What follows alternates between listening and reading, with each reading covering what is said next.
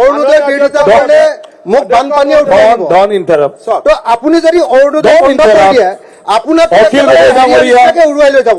প্ৰথমতে মই আপোনালোকৰ স্বাগতম জনাইছোঁ আৰু আজি মই আপোনালোকৰ মাজত আকবাৰ আহিছোঁ এটা ভিডিঅ' লৈ পেলাই। এই ভিডিঅ' ক্লিপ আপোনালোকে যদি প্ৰথমৰ পৰা শেষলৈকে চাব তেতিয়া আপোনালোকে ভালকৈ বুজি পাব।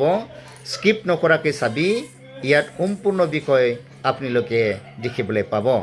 মই আজি আপোনালোকৰ মাজত এই ভিডিঅ'টো আনিছে আমাৰ অসমৰ যে বিধানসভাৰ মজিয়া হৈ আছে, এই বিধানসভাৰ মজিয়াত এটা ডাঙৰ বাট বিতণ্ডা হৈছে। এই বাট বিতণ্ডাটো লৈ পেলাই মই আপোনালোকক দেখাবলৈ বিচাৰিছোঁ। বিধানসভা মজিয়াত অখিল গগৈ আৰু মুখ্যমন্ত্ৰী হেমন্ত বিশ্ব শৰ্মাৰ মাজত তীব্ৰ বাট বিতণ্ডা দেখিবলৈ পোৱা গৈছে। মুখ্যমন্ত্ৰীগৰাকীয়ে ভাষণ দি থকা মাজতে অনুৰোধই প্ৰসংগত লৈ অখিল গগৈয়ে প্ৰশ্ন কৰিছিল মুখ্যমন্ত্ৰীগৰাকীলৈ।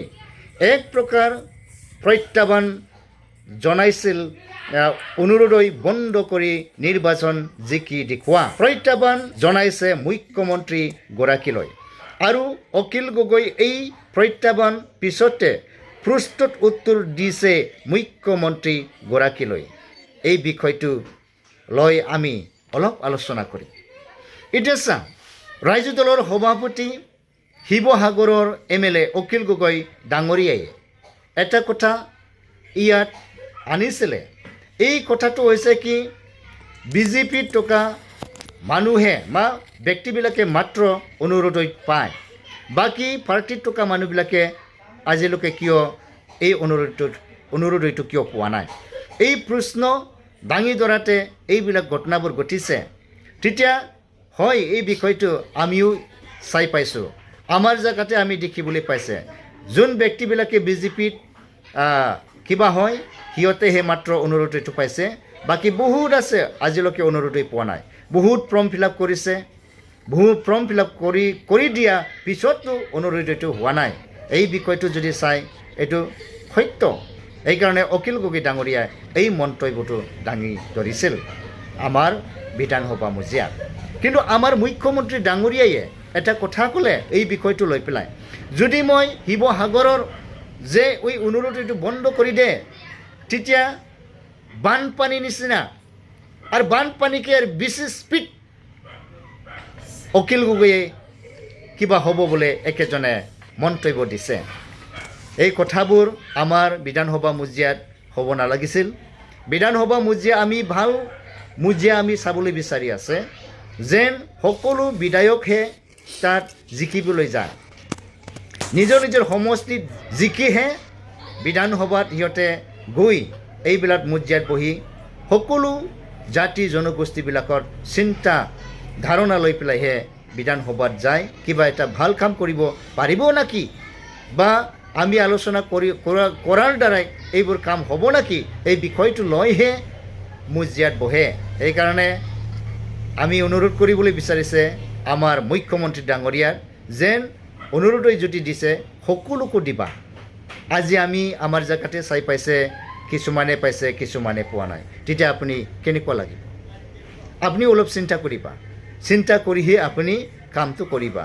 কাৰণ আমিও আপোনাক মুখ্যমন্ত্ৰী বনাইছে। যেনেকৈ আপুনি সেইদিনা মজিয়াত কৈছে বা মই অকলে মই মুখ্যমন্ত্ৰী হোৱা নাই, ৰাইজে মোক মুখ্যমন্ত্ৰী কৰিছে বুলি আপুনি নিজে নিজৰ মুখেৰে কথা কৈছিলে। সেইকাৰণে মই আপোনাক এই ভিডিঅ'ৰ দ্বাৰাই জনাব বিচাৰিছে, আপুনি যেনেকুৱা কৈ লৈছে এই ৰাজ্যৰ কাৰণে আপুনি ভাল কাম কৰি দেখুৱাবা বা কাম কৰি দিয়া যেন সকলো যেন ব্যক্তিবিলাকে যেন এই অনুৰোধটো পায়। এইকাৰণে মই অনুৰোধ কৰিছোঁ আৰু অখিল গগৈ ডাঙৰীয়াকো এনেকুৱা যুক্তি ধৰাৰ কাৰণে মই ধন্যবাদ দিছোঁ। কাৰণ আপুনি যে এটা আমাৰ অসমখন সলনি কৰিব বিচাৰিছে, এনেকুৱা প্ৰশ্ন দাঙি বা এনেকুৱা প্ৰশ্ন কৰি যে কিছুমান নকৰা কামবিলাক যেন হৈ যায়, আপোনাকো মই অনুৰোধ কৰিছোঁ এনেকুৱা মজিয়াত আপুনি এনেকুৱা ভাল ভাল কথা লৈ পেলাই যুক্তি ধৰা দেন সকলো কামবোৰ নিশ্চয় আমাৰ মুখ্যমন্ত্ৰীয়ে যেন কৰিবলগীয়া হয়।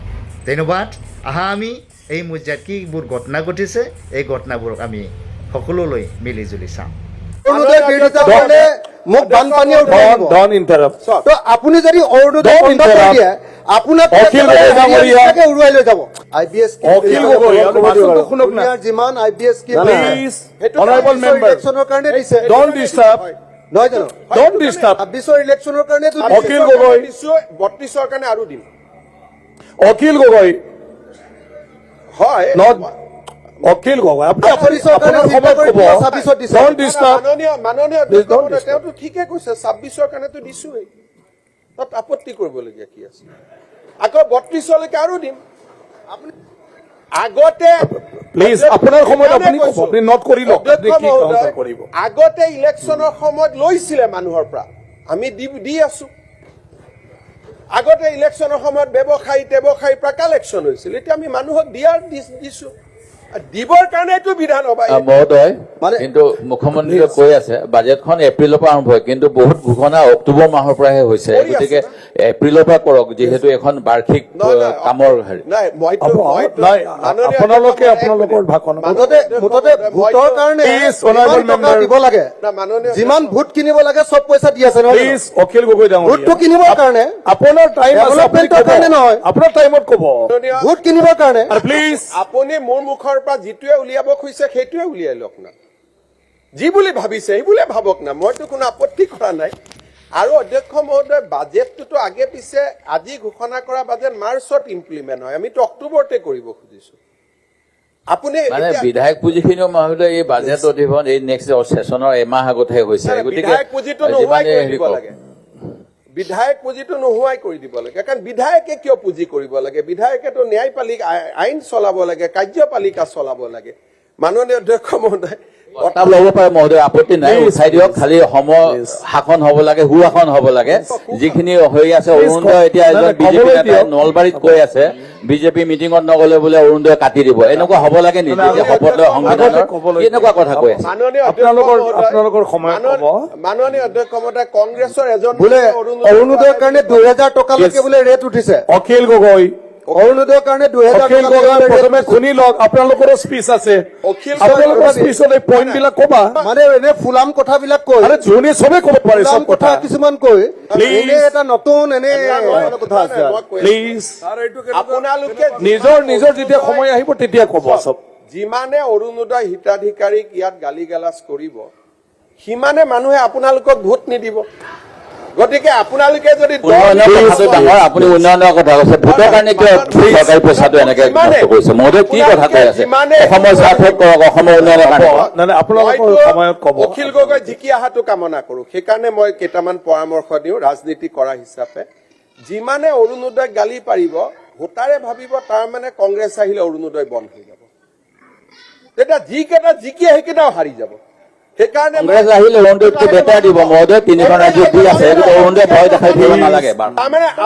তাৰমানে প্লিজ আপোনালোকৰ অৰুণোদয় নামটোত আপত্তি আছে বেটাৰ হিতাধিকাৰীক দিয়াত আপত্তি নাই আমি সকলোকে দি দিবলৈ কৈছো আপোনালোকে ব্লেকমেইল কৰি ভোটটো ল'ব নালাগে মানে আপুনি তালিকা দি দিব। ব্লেকমেইল কৰি ভোটটো ল'ব নালাগে মানে। অনাৰেবল মেম্বাৰ প্লিজ বোলে বিজেপি হলেহে অৰুণোদয় দিম এইটো নহয়।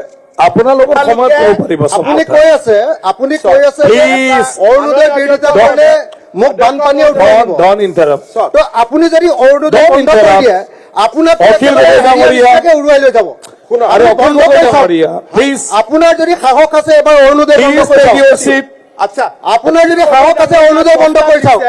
অখিল গগৈ ডাঙৰীয়াই প্ৰস্তাৱ দিছে অৰুণোদয় এপ্ৰিলত নাই দিব লাগে মই হ'ব কি কৈছে কৰি দিওঁ কি কৈছে আপুনি প্ৰস্তাৱ দিছে অৰুণোদয় বন্ধ কৰি দিব লাগে নহয় তেতিয়াহ'লে কি? মই প্ৰস্তাৱ দিছো যে অৰুণোদয় সকলোকে দিব লাগে এতিয়া Please. কথাটো- মানে কেইজনমানক দি ব্লেকমেইল কৰিব Honorable নালাগে। member হৈছে। 3000 দিম বুলি কৈ 1250 টকা নহয় হৈছে প্লিজ 3000 দিম বুলি কৈ 1250 টকা নহয় মই আমাৰ বিজেপিৰ পিছত ক'ব। এনে দম মাৰিব এনে নালাগে পিছত ক'ব। ইলেকশ্যনত জিকিম বুলি Please. এবাৰ অৰুণোদয় বন্ধ কৰি চাওক আপোনালোকে জিকিব পাৰে যদি চাওঁ হ'ব মই বন্ধ কৰি চাওক অৰুণোদয় চাহ বাগানক 5000 নিদিও বুলি কওক ইলেকশ্যনত অখিল জিকিব গগৈ চাওক। ডাঙৰীয়া বক আপোনাৰ ইমান দম আছে এই দুটা বন্ধ কৰি চাওক ইলেকশ্যনত প্লিজ আৰে আপুনি বুজিয়ে পালে নেকি আমি জিকি হাউচটো চলিবলৈ দিয়া ভালদৰে তাৰ মানে অলপ আগতে আপুনি চবে নিজৰ নিজৰ কথা ৰাখিব পাৰিব ইয়াততো ভিডিঅ' হয় অলপ আগতে এটা অখিল গগৈ ডাঙৰীয়াই ক'লে যে অৰুণোদয় বন্ধ কৰি দিয়ক ইলেকশ্যন খেলত এই ভিডিঅ'টো ভাইৰেল কৰিব লাগে প্ৰথম কথা দ্বিতীয় কথা মানুহে কেনে এনে নুযুঁজিব না আপুনি মিছা কথা এটা কৈ দিলে কেনেকে হ'ব